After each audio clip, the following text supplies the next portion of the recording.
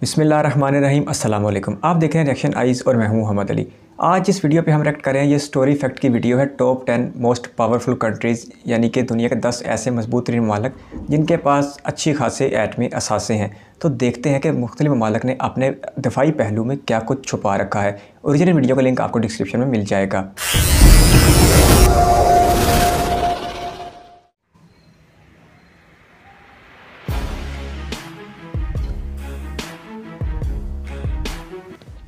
किसी action movie का scene लग रहा है।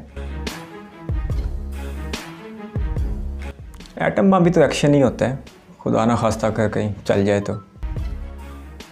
न्यूक्लियर टेक्नोलॉजी रखने वाले दुनिया के 10 ताकतवर तरीन मुमालिक, जिनसे जंग लड़ना या उन पर कब्जा करना मुश्किल ही नहीं बल्कि नामुमकिन सी बात है, क्योंकि ये मुल्क ताकतवर आर्मी, एटमी ताकत और ताकतवर मईशत रखते हैं। तो इनकी सारी खसूसियात एक जगह जमा हो गई हैं। वीडियो की तरफ नंबर 10 ईरान।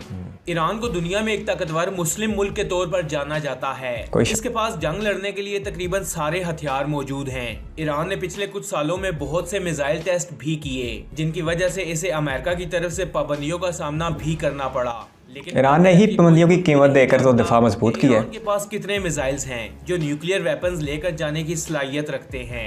रिपोर्ट्स के मुताबिक ईरान न्यूक्लियर बम भी बना चुका है, लेकिन आलमी दुनिया की पाबंदियों के बायस इसने अभी तक कोई भी एटमी पाबंदियों का तो वो कब से सामना कर रहे हैं, लेकिन ईरान एक जिम्मेदार रियासत के तौर पर मौजूद रहेगा। अपना पहला न्यूक्लियर टेस्ट अक्टूबर 2006 में किया था और इसके बाद भी बहुत से तजर्बात करता चला आ रहा है। कहा जाता है कि नॉर्थ कोरिया के पास बहुत से यूरेनियम और प्लाटिनियम न्यूक्लियर वेपन्स भी हैं, जिनकी वजह से किम जोंग चाइना की सपोर्ट है, अमेरिका के सामने डट कर खड़ा हो जाता है और यही हथियार नॉर्थ कोरिया को दुनिया का ताकतवर तरीन मुल्क बनाते हैं।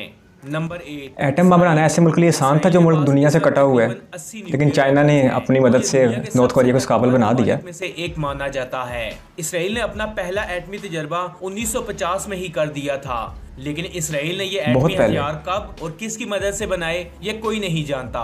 इसराइल के अमेरिका की तकरीबन सभी मुस्लिम ममालिक हैं और सभी इसके दुश्मन हैं, और ऐसे में इसराइल के पास यूं कहिए इसराइल सबका दुश्मन है, इसकी सेफ्टी के लिए जो अब एक एक करके मुस्लिम ममालिक इसकी कबूलियत में आते जा रहे हैं। इंडिया के पास न्यूक्लियर वेपन्स की तादाद 120 है और इसने अपना पहला एटमी तजर्बा 1974 में किया था, जिसे स्माइलिंग बुद्धा इसके बाद से हमारे पाकिस्तान पर भी दबाव बढ़ गया था कि अब हमें भी कुछ करना पड़ेगा। तैयार किए और इसके पास ज्यादा तादाद रशिया के बनाए हुए हथियारों की ही है। इंडिया के पास लॉन्ग रेंज से शॉर्ट रेंज के तकरीबन सभी मिसाइल्स मौजूद हैं और इसके पास जमीनी जंग लड़ने के लिए हैवी टैंक्स भी मौजूद हैं। इंडिया के पास दुनिया की दूसरी सबसे बड़ी आर्मी है, यानी आर्मी के लिहाज से ये दुनिया का दूसरा सबसे बड़ा मुल्क है। नंबर 6 पाकिस्तान। अच्छी बात है, अपने दिफा को मजबूत रखना चाहिए। तजर्बा 1998 में किया था। पाकिस्तान के पास long range, short range, aerial और सब मैरीज बैलिस्टिक मिसाइल जैसे तकरीबन 130 न्यूक्लियर मिसाइल्स मौजूद हैं। पाकिस्तान के खतरनाक तरीन हथियारों में गोरी मिसाइल, अबाबील मिसाइल, अबाबील काबा की हिफाजत करने वाला छोटा सा परिंदा शामिल हैं, और इस तरह पाकिस्तान इंडिया से 2 हाथ आगे है। अल्हम्दुलिल्लाह नाकाबिले तस्खीर दिफा देखने के लिए वीडियो के टॉप राइट और एक जिम्मेदार रियासत की सूरत में मौजूद है हम अल्लाह के हुक्म से। 5 यूनाइटेड किंगडम। यूके ने अपना पहला एटमी तजर्बा 1992 में किया था, जिसमें ये कामयाब रहा। यूके ने आज तक टोटल 45 न्यूक्लियर टेस्ट किए, इसलिए ये दुनिया का ताकतवर तरीन मुल्क माना जाता है। 80 की दिहाई में यूके के पास 350 मिसाइल्स थे, जिनकी तादाद अब 225 रह गई है। यूके के पड़ोस में मौजूद तकरीबन सारे ममालिक के साथ इसके अच्छे रिलेशंस हैं। कभी बड़ा रोज था इस पे। सल्तनत बरतानिया में कभी सूरज गुरूब नहीं होता था। के लिए बहुत हैं। Number 4 China. दुनिया में एक जबरदस्त पावरफुल हथियारों के साथ उभरता हुआ चीन किसी से ढका छुपा नहीं है। चीन ने मईशत के साथ साथ दिफा को भी बहुत मजबूत कर रहे हैं। 1964 में किया था और चीन ने आज तक टोटल 45 न्यूक्लियर टेस्ट किए हैं, जिनमें से 23 हवाई और 22 अंडरग्राउंड टेस्ट शामिल हैं। और इस वक्त चीन के पास टोटल न्यूक्लियर वेपन्स की तादाद 240 है। आने वाले वक्त में चीन इन वेपन्स की तादाद बढ़ा रहा है, क्योंकि इसका मुकाबला अमेरिका से है, जिसके पास दुनिया के सबसे खतरनाक हथियार मौजूद हैं। लेकिन इनकी बराह रास्त कभी जंग होने का इम्कान नहीं है। फ्रांस यूरोप का एक छोटा सा मुल्क है, लेकिन न्यूक्लियर वेपन्स के एतबार से ये बाकी तमाम ममालिक से आगे है। बहुत टेक्नोलॉजी जदीद है फ्रांस की। 1996 तक फ्रांस ने 210 कामयाब न्यूक्लियर टेस्ट किए थे, लेकिन इसके बाद इन्होंने फैसला लिया कि और न्यूक्लियर हथियार नहीं बनाएंगे। वैसे चलो अच्छा फैसला लिया। पहले ही 400 न्यूक्लियर वेपन्स हों, उसे और न्यूक्लियर वेपन्स की क्या जरूरत है? अपना कोटा पूरा करने के बाद ही फैसला किया वैसे तो। न्यूक्लियर वेपन्स के एतबार से अमेरिका दुनिया का दूसरा ताकतवर मुल्क है। क्या आप जानते हैं कि अमेरिका दुनिया का पहला मुल्क था जिसने एटमी हथियार बनाए थे, लेकिन फिर और इस्तेमाल भी किए। हुआ इससे कोई भी बेखबर नहीं। 1945 में जापान के हिरोशिमा और नागासाकी पर किए एटमी हमले को अगर हम आज तक हुई दुनिया का सबसे दर्दनाक वाकया कहें तो किसी को भी हैरानगी नहीं होगी। इंसानियत के लिए तबाही का पैगाम था। 7500 न्यूक्लियर वेपन्स मौजूद हैं। हालांकि दूसरी जंग अजीम तकरीबन ख़त्म हो चुकी थी, लेकिन अमेरिका ने अपनी धाक बैठाने के लिए इंसानियत को खून में नहला दिया था। 7500 न्यूक्लियर वेपन्स के साथ रशिया इस दुनिया में न्यूक्लियर ताकत के एतबार से सबसे ताकतवर मुल्क है। सन 1949 में रशिया ने अपना पहला न्यूक्लियर वेपन बनाया और उसी के बाद तकरीबन 72 साल पहले न्यूक्लियर हथियार बनाने की दौड़ शुरू हुई।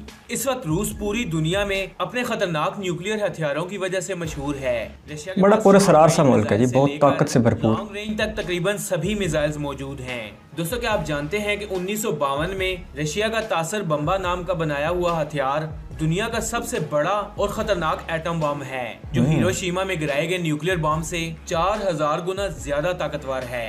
दोस्तों, आपको ये वीडियो खुदा ना करे फिर कभी इसके इस्तेमाल की जरूरत पड़े। से जरूर आगाह कीजिएगा। ऐसी और इन्फॉर्मेटिव वीडियोस देखने के लिए स्टोरी फैक्ट्स चैनल को सब्सक्राइब कर लें और साथ में लगे बेल आइकन को भी दबा दें ताकि रोजाना आने वाली ऐसी वीडियोस आप तक बआसानी पहुंच सकें। मैं मिलूंगा आपसे अगली वीडियो में, तब तक के लिए अल्लाह हाफिज। बहुत ज़बरदस्त वीडियो थी, इसमें हमें एटमी ममालिक के बारे में जानने का मौका मिला। दुनिया भर में जो एटमी बमों के हसूल के लिए दौड़ शुरू हो चुकी है, इसके यकीनन ख़तरनाक नताइज हैं, लेकिन ऐसा नहीं होना चाहिए कि एक मुल्क अपने दिफा को मजबूत करने के लिए इस हद तक चला जाए कि वो पूरी दुनिया के लिए ख़तरा बन जाए।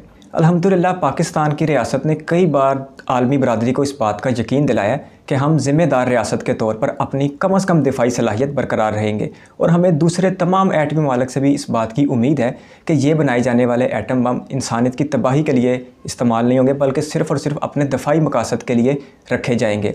और इंशाअल्लाह ऐसा वक्त ज़मीन पर नहीं आएगा कि इनमें से किसी एटम बम के चलाने की ज़रूरत पेश आए, क्योंकि 780 करोड़ इंसानों की इस ज़मीन को चंद लोगों की ख्वाहिश या जज्बात के लिए कुर्बान नहीं किया जा सकता।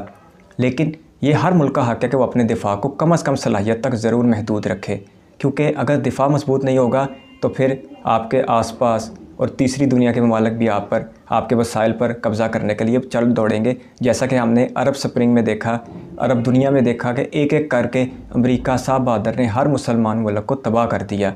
इसलिए अपने दिफा को मजबूत रखने में कोई हर्ज नहीं, लेकिन ये मजबूती और ये बेहतरीन दिफा सिर्फ़ और सिर्फ अपनी आवाम की हिफाजत तक महदूद होना चाहिए। अल्लाह ताला पाकिस्तान और दुनिया को क़यामत शादो आबाद रखे। अगर आप भी किसी वीडियो पर रिएक्शन चाहते हैं तो अपनी कीमती राय कमेंट बॉक्स में ज़रूर दीजिएगा। अल्लाह हाफिज़।